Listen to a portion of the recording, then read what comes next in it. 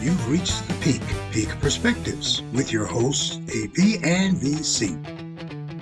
Get to know Denver and the surrounding area through the people who make it special. We sit down for engaging interviews and discussions with individuals who have unique connections to the Mile High City and beyond.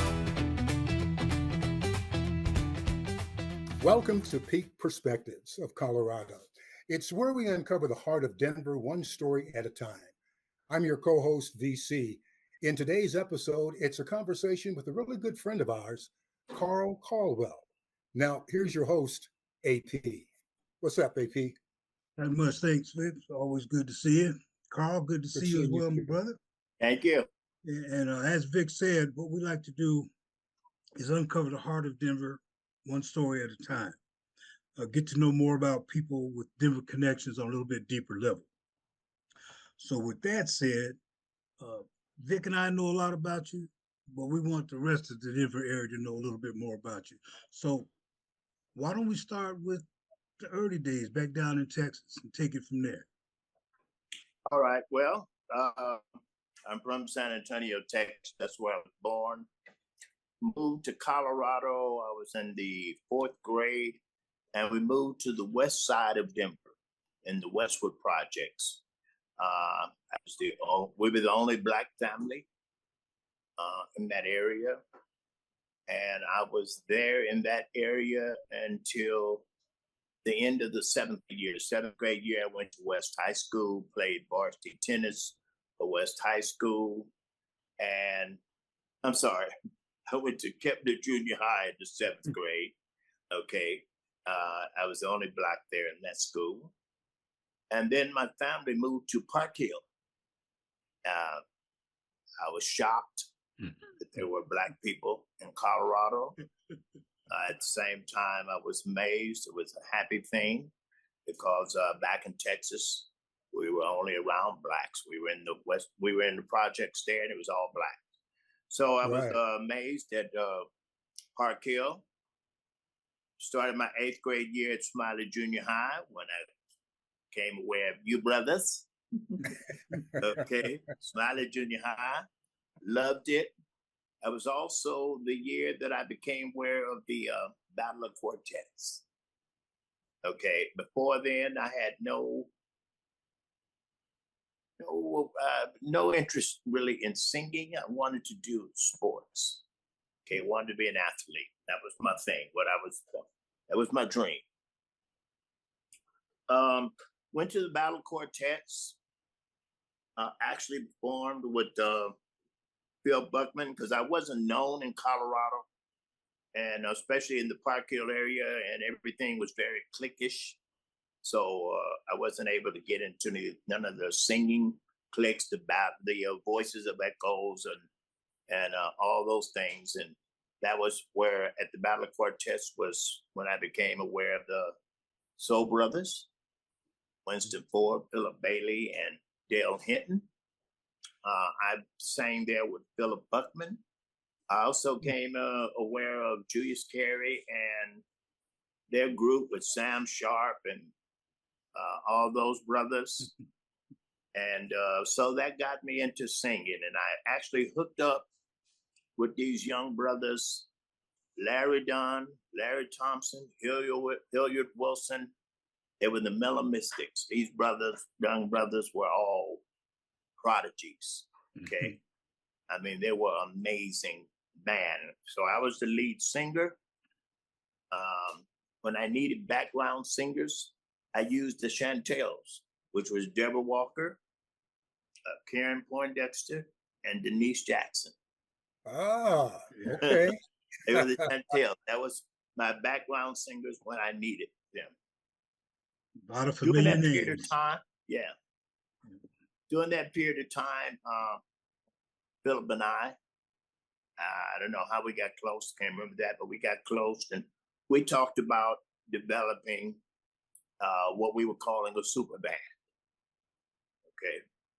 And so him and Winston and I would get together quite a bit.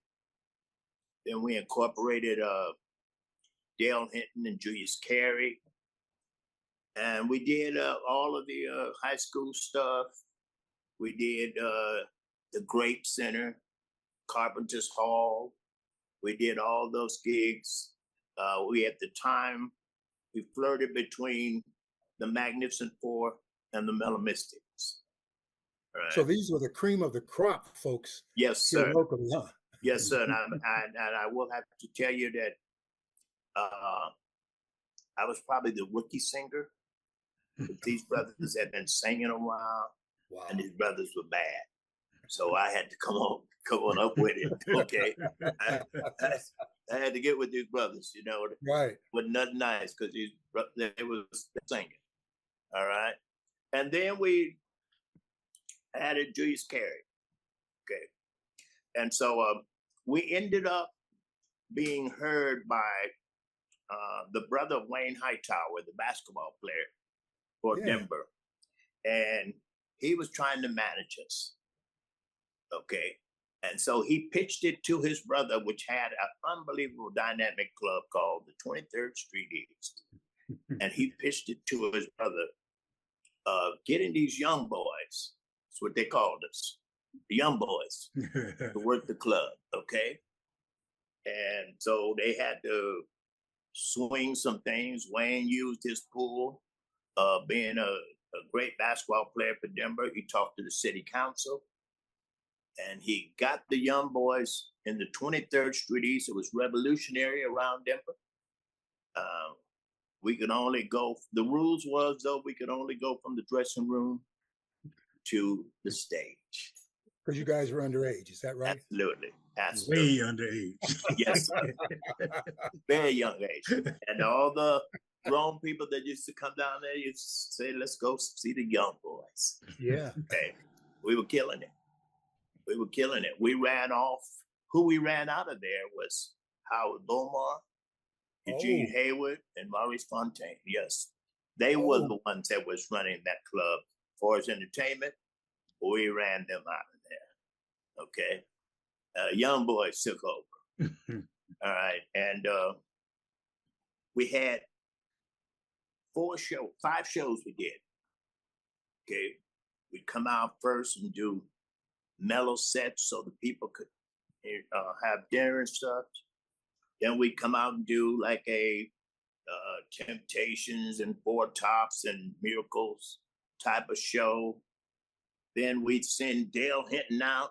Dale Hinton would hit him with the James Brown show. James Brown. There was a beast on that Dale Brown, on that James Brown. That little brother was a beast. He could do all that camel walking stuff. He could do all that stuff, okay? Dale Hinton ran the James Brown show, and then we come back the last 2 sets, and we used to say, let's freak them out, okay?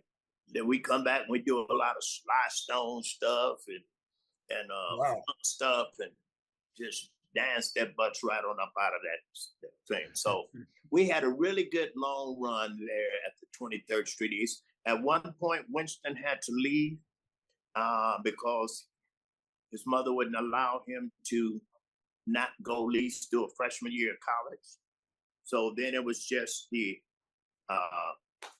Winston, Dale, and Julius. Okay. And then Dale just started concentrating on the James Brown show. So it was me, Julius, and Phillip. Okay. Phillip Bailey. Right, Phillip Bailey. And then we met this brother in the 11th grade. He's from the same hometown as me, San Antonio, Texas, Andrew Woolfolk. Yes, sir. And this brother was cool. We had to put him in the group. So then it became the Magnificent 3 plus one, and the Mellow Mystics. So we added another element to the show. The people loved it because Andrew was a bad boy, and he was cool, you know. And we later changed our name to Friends in Love. Okay, that was later on. By this time, we're now 18. I'm like 19. The rest of the guys are 17, 16, 18. About a year later after that, during that time, we met Perry Jones. Okay, and Perry Jones was trying to, kind of manage us off the wall, but he was definitely mentoring us, telling us we need to get to LA and hey, you know, we got it. We could do it out there. You know, that was our dream, but we didn't even know where LA was at. Okay. But we were praying and believing by faith that it would happen one day. All right. Okay. We really were. We were praying and believing by faith. And so the Earth, Wind and Fire, the old Earth, Wind and Fire, the original group. The original group, right. The original group had the first two albums on Warner Brothers. Perry was managing them. And Perry was trying to kick off their record. And so he was going to bring them to Denver to do a concert. They came up with the big idea that we would open for them, which is what we did. We opened for them, and we kind of, quite honest, we kicked their butts. Okay. That's the truth. We whooped them. Maurice and them was so impressed that Maurice and Berdine came down to the club, watched the show, said about 9 months later, Perry came and said, hey, Maurice broke up the Earth, Wind and Fire. He'd like to bring Phillip out. I went out. They were just trying to develop stuff. I came back. Phillip remained. And then Phillip got Larry. He plucked Larry out, brought Larry to Denver. Andrew, Friends of Love had broken up. And Andrew went to New York to study saxophone with Joe Henderson. Phillip later brought him in. And that first album, they took off. Finally, when they put an album out, they took off. All right. At this time, I'm still in Denver. And I started a band called Salsa D. Which composed of Winston Ford, Carwell, and Ralph Beechum. Yes. All right. Another singing greats. Okay. Winston was a beast. Ralph was a beast. Once again, I had to bring it to keep up. Brothers are bad. Okay. Salsa D, we had a great run for a couple of years. And then all this during this time, I'm hanging out with Earth, Wind and Fire, going back and forth to LA, Hawaii with them, in the studio with them, you know, watching the whole concept, very close to everybody in Earth, Wind and Fire. And so me and Phil were pitching, man, let's bring the singers out and let's do an album on the singers, because actually our sound was very easily incorporated into Earth, Wind and Fire sound. Okay. I will say that Maurice taught the concept of singing in the pocket and being in the rhythm, because he's a great drummer. Explain that. Explain that, Paul. Singing in the pocket is where you're not singing on the one, you let the one hit and then you sing. Okay. Where most singers sing on 1, 2, 3, 4, 1, 2, 3, 4. Okay, we would hit the one hit, one, and then so we're right in the pocket between the snare and the hi-hat. Yes. Okay, right in between there, which makes the groove set and really groove you, because everything is in sync. All right. So you can feel the pocket and the rhythm, and you can feel the singing just sitting right in that pocket. Okay. Which was, Maurice was excellent of incorporating that. Years later, you heard a lot of people start trying to incorporate that. Also, Maurice was great incorporating octaves, where unison octaves, where you had the high voices way up, and then you had the voices singing the same note, but an octave lower in unison. Okay. So that was easily incorporated, because we did a lot of that stuff back in the day. So we come up with the idea to bring out Winston, Julius, and myself. Okay. In the meantime, I meet this young girl I'm singing. We're singing at Smitty's Lounge with Salsa D, and I meet this young girl, not at Smitty's because she was too young, but I don't remember where I met her at. But I started talking and working with her, giving her ideas. Diane Reeves. So as we're getting ready to go out to LA, I come up with the idea, hey, this is a main opportunity because this young girl is bad. Yes. Let's take her with us. Pitch it to Phillip. He's all for it. I go to Diane Reeves' mother's house and I said, Ms. Reeves, if you will allow Diane, I said, it's an opportunity that she needs to do. There's nothing here in Denver. She needs to get to LA. I said, I promise we'll take care of her. We'll look out for her. The mother agreed. And we brought her out to LA. Okay.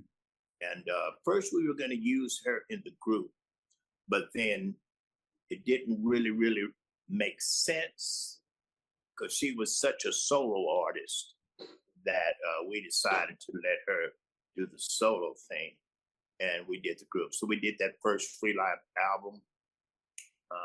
We had some incredible LA musicians. We did the first Freelife album, which went really well. However, the guys got the big hit before we even got going good, and the group broke up. All right. When the group broke up, we kind of disbanded for a minute. Julius was kind of doing his thing. I don't know what him and Winston was doing, but I got a gig with Denise Williams to go on tour with Denise. And that's what I did.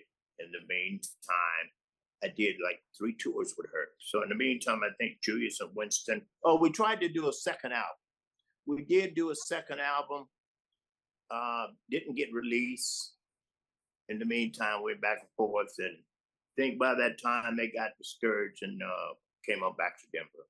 This was with Freelife. Yes. Okay. We did do a second album with Freelife that didn't get off the ground. It's a pretty good album too. But it didn't get off the ground. And so in the meantime, Earth, Wind & Fire is really blowing up. So Philip's back to doing that. I'm doing Denise Williams tours. I'm also doing Philip's solo albums. I'm also going on tour with Phillip and his, he had 2 tours, one secular, one gospel. Okay, that I went on tour with him with. And that kind of got also my studio. I got into the studio session field, which was very difficult. And I'm going to tell you right off the bat, that's all to the glory of God, because the cliques out there in LA are really a beast. Okay. I mean, seriously, and everybody's a great singer.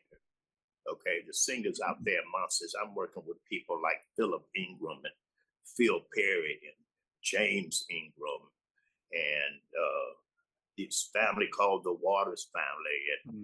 And just a lot of great singers, the top singers. And, Angela Winbush and Marvin King, Alex Brown, her name is Alex Brown, Roy, just many, there's so many, it's unbelievable, okay? And I got into the sessions, and I started being able to do a lot of session work. Okay, I'm working with everybody from Nita Baker to Garth Brooks to Elton John to the Jacksons. I'm just starting to work on Al Jarreau. Just a lot of different people. Okay. Now you had told us a little bit of a story about why you enjoyed working with Elton John. You want to kind of tell our listeners about that? Elton John was very colorful, okay? And we came before one of the studio sessions. We come there to the studio sessions, 3 girls and myself. And I worked a lot with the girls because I was able to sing my natural voice in a falsetto so that I could really blend with females. And they liked that, okay? And I could also make my veil voice come in at the time when I need to, but I could sing that in a falsetto type of voice, which would still kick, but also would blend. So anyway, we come to the studio, and Elton John has this bag, and he's talking. He says,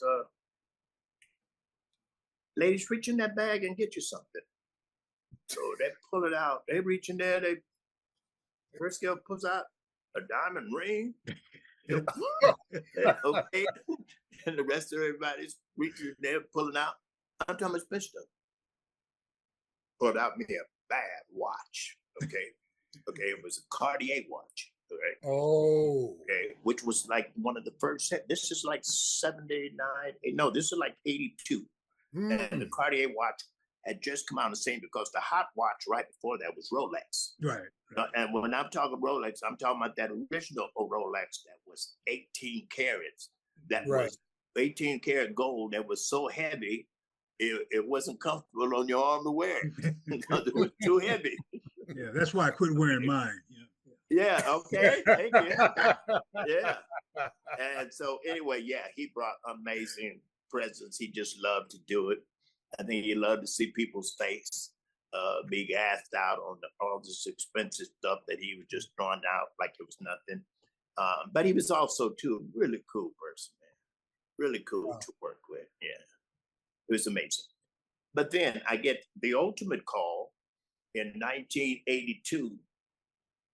Once again, I never did any networking. I'd look up and get a call from George Duke. Got a call from Quincy Jones, David Foster. But anyway, this one particular time, I got a call from George Duke. I loved George Duke. Before this, I had loved George Duke. Sure. He was a genius. Okay, so I go up to George's big mansion, and George told me, he says, yeah, I heard, you really got a great voice. And a lot of people told me a lot about you, and they said I should call you. He said, because I got to do this album on the Brecker Brothers, and they want a song that sounds like the Average White Band. Okay? Mm-hmm. So he said they wanted it to sound like the Average White Band. And a lot of people said, you could do it. You could do these voices. So I said, well, I'm really nervous. This is George Duke. So I said, well, George, I said, let's hear it. I mean, I'll do my best. I promise you. Right. Okay. So we did the song, and I did a great job. George loved it. Okay. So did the Brecker Brothers. So then when we finished the song, George calls me after we do the listen back in the studio. George says, let me talk to you. He says, when I do my tours, he says, I believe my falsetto voice is too soft. I don't think people can really hear me good. Even though we turn on the mics, I just don't feel really comfortable. Okay. So he said, I got an idea. I want you to go on tour with me, and I want you to double my voice. So I say, wait, do what? Yeah, I want you to sing the lead with me. I said, George, I don't know if I can do that. He says, you can do it. You can do it. Okay. So I said, okay, well, if you believe I can, I certainly would do my best. And so the first two tours, that's what I did with George Duke. I ended up being in the George Duke band. Of course, by the third year, we decided I'm just going to be part of the background. And plus that, not only that, George Duke was one of the major producers. So, of course, I was on the production team at George Duke, since I'm in the band and studio gig, me, Josie James, and Lynn Davis. Okay, we're all part of that clique. Jim Gilstrap, Phil Perry. Okay, we got a monster thing. So we did all of George Duke's projects also, which was many major acts. So, I mean, my session thing was killing it. Killing it. Yeah. So now, big reason why you did a lot of session, you have a 4-octave range. Is that correct, Carl? And Yes. that blessing alone opened that door for your studio session work, I would take it. Absolutely. Absolutely. I had to work at it, and then I was thrown to the wolves a few times. Okay, well, number one, the Earth, Wind, and Fire concept. Of course, you hear all those high, okay, which you got to sing very breathy. A lot of people can sing a high falsetto, but they can't do it very breathy. Mm-hmm. It takes a lot of control to do it breathy. I was able to master that pretty good. And I also got tested in the waters. I did some sessions with the Emotions. Okay. Queen of the girls with the being able to do those Sir. Really sexy voices with real breathy. Okay. And so I used to do some sessions with them, apart from the Emotions, just with the other people they were doing.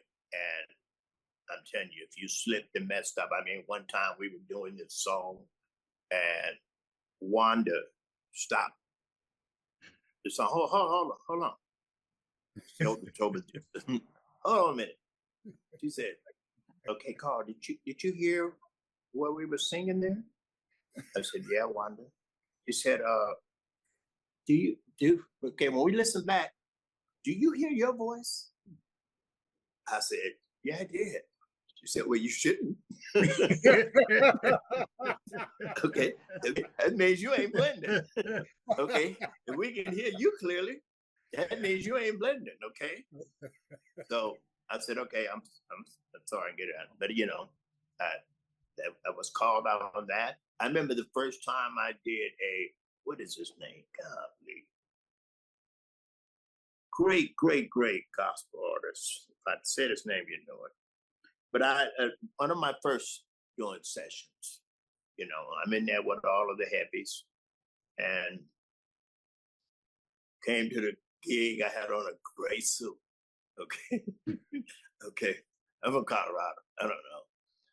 I came with a gray suit on, and everybody else is casual. So we're doing this song and he stopped it and he said, "Hey, you with the gray suit."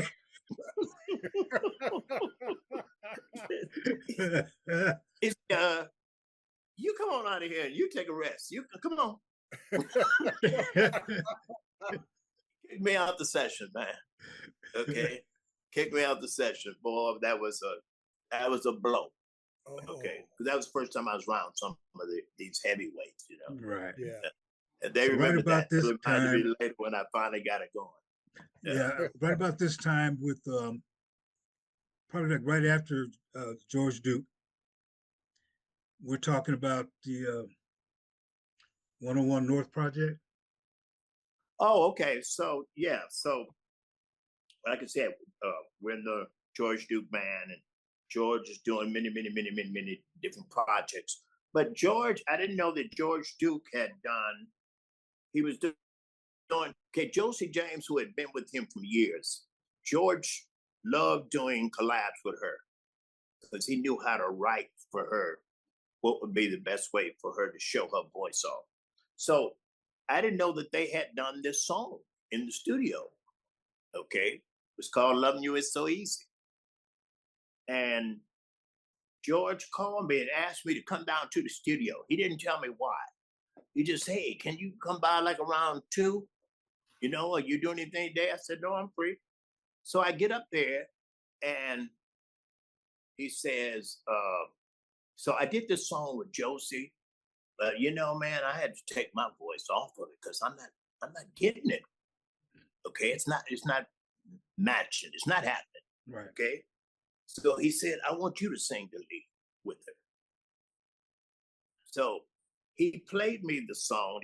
He didn't have his voice on it, but he played me Josie James' part. Josie's part was fiery. She was killing it. So then he played what he wanted me to sing. Okay. So I had to go in and enhance what he had tried to do. So I went in there and I sang my part. And then I said, But then I'm thinking Josie Jane's part is in my head. And I'm thinking about how fiery it was, okay? And mine is like, just it's smooth. But to me, it mentioned Josie's fieriness. And so I finish it and I said, and he plays it back. And I said, George, and you know what, man? I'm not getting it either, brother. I'll be honest. Okay. That ain't matching to me with Josie's part. Okay, she's too fiery. He said, no, you killed it. Yours is perfect. I said, George, I'm all smooth and everything. And then Josie comes in with this fire saying, it's smothering me, man. People are going to be like, let's get to her part. Skip this brother. Okay, but he loved it. He loved it. The studio producer, Tommy Vicari, loved it. Everybody that heard it loved it. And it became a big hit on the LA radio, man. It was playing all the time. And it wasn't for a good while that I got to the part where I could really appreciate what I did on it. I just had to look at it from a different concept that, hey, it's a brother, trying to pitch this thing and tell this girl, how like we brothers would do. I'm not hollering out fiery. I'm just trying to, get the girl to come around, and she's, real fiery. So I had to look at it that way, Right. Well, I loved it the really first time I heard it. First time I heard it, I'm like, no, this is bad. This is one of my favorite songs. It really is. Thank you, man. It's a great song. It is. And it's the way George Duke writes. He writes stuff like that, like a story, Mm-hmm. And what other people liked about it was at the time on the radio, the way this song started out and comes in, it was different. Okay, than other thing. You would start to say, is this jazz? Or is this, is this some jazz song on the R&B station? Yeah. But because it was different from everything. So people took to it, yeah. So anyway, yeah, man, I loved working with George Duke quite a bit. A little bit after this, around about the 8th or 9th year of George, I get a call from Phillip and them, and they want me to come do the Earth, Wind, and Fire thing. This is the time of Maurice starting to wane out. Okay. Did a couple tours with Maurice there, but Maurice, his medical situation is starting to really get more intense. Right. And then he just eventually dropped out. Right. And then we did another tour or so without Maurice. Yeah. So now, eventually get back to Denver. And I remember when you came back, something a lot of people aren't aware of, but you had a talk show on the radio. Yeah. And tell us a little bit about that, how that came about and what was your goal? Since when I was here what I forgot to tell you, when I was in Denver, man, when I was 22 years old, I was a counselor at George Washington High School.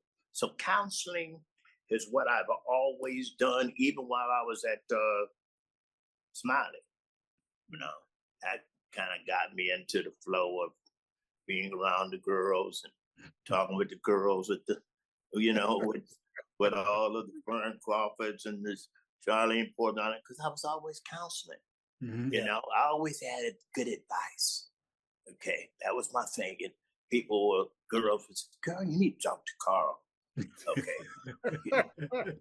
He's got good advice.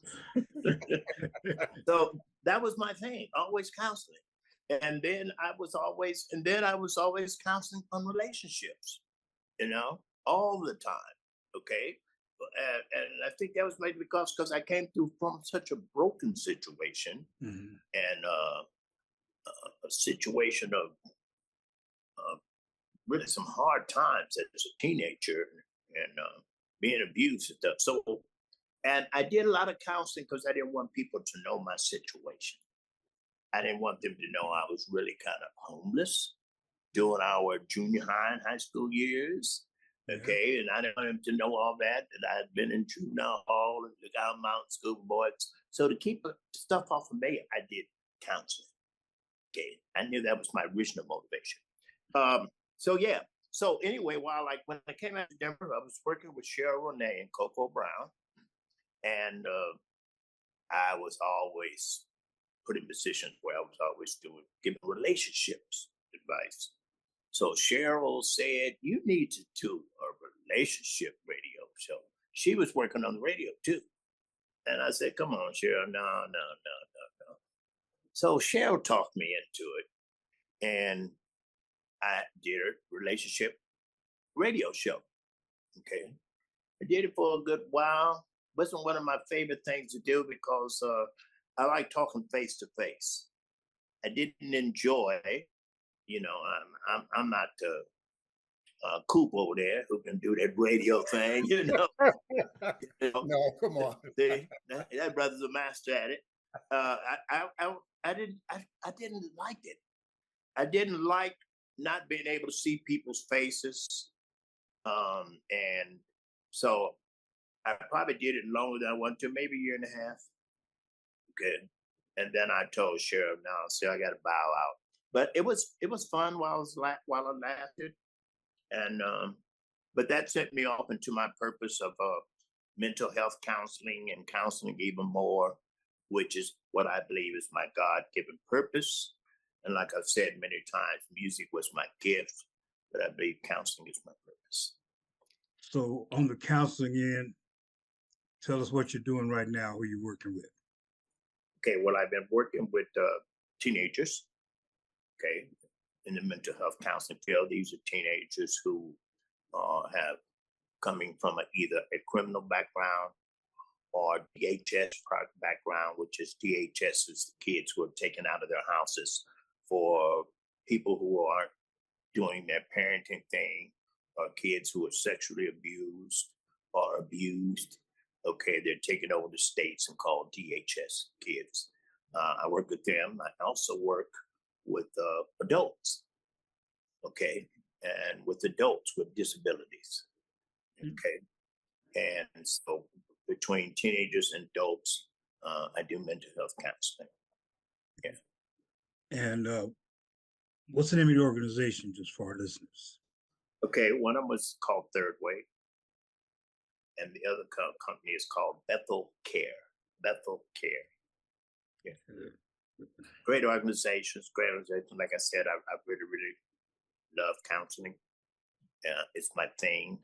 I had a very good run in music, 50-something years, doing music, being paid. Okay. Work with everybody and anybody. Once again, all the glory to God, because God went and opened the doors for me. And then God prepared the people's hearts for me, where people heard about me that I had no idea how they even heard about me, to call me. Back then, they didn't have no cell phones. It was just a house phone. Yes. So God also had me to be around the phone or at home when I get the call. I even trained my little daughters, though, how to take calls in case I wasn't there. So, I mean, it was just God, man. God has just blessed my life, my career, always, everything. All the glory goes to God. You were talking about your at-risk situation that you're doing right now. You named two different headings. How can people get a hold of you? Is there a way that they can reach out if they'd like to get more information about at-risk individuals? Yeah, if we're talking about, okay, now the Third Way program is a program where majority court ordered. Okay, normally the judge is ordering the criminal kid they're saying, okay, we've tried the lockdown punishment. Let's see if we send them the third way, which is a mental health facility where we major on mental health. Okay, in other words, trying to change their trauma, trying to change their outlook on themselves and overcome their trauma. So that mostly is court ordered. Okay. Bethel Care is a company, Bethel Care, and the phone number, I don't know it by hand, but all people do is have to look for Bethel, Bethel Care company. Okay. And that's the company where if they've got an adult or teenager, okay, they can get a lot of one-on-one help with them. Okay. Like I work with 3 adults with disabilities. I'm talking about who are wheelchair bound, very little vocal speech, some disability to the brain. I also work with some teenagers who have same type of issues of PTSD. They've got some slow processing and thing. And this is more of a one-on-one, majority of the time, where I deal with them and take them out into the like kind of day program, take them out thing, work with them, trying to get them to be able to handle life on life's terms, you know. So Bethel Care would be that company where a person could, whether it's an adult or a kid, they could really get them assimilated into that program. Good. Yeah. All right, well, Vic, I want to thank you. As always, appreciate you being on here with me. Back at you too, brother. Yeah, thanks again, Carl, for joining us today. We certainly appreciate you giving your time for us. So I want you to just kind of stay blessed, and we'll be hoping to see you again soon. Okay. And remember, for comments, suggestions, you can reach us at PEAK perspectives.co@gmail.com. Well, my brothers, I want to thank y'all.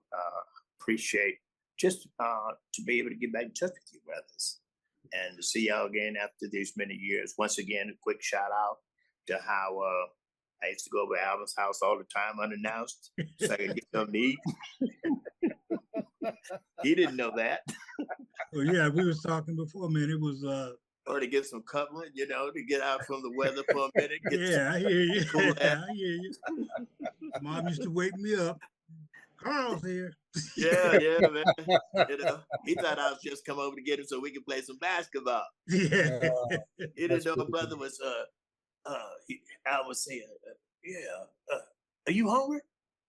Oh man, you know, I'm kind of cooked. Yeah, man, I'm hungry.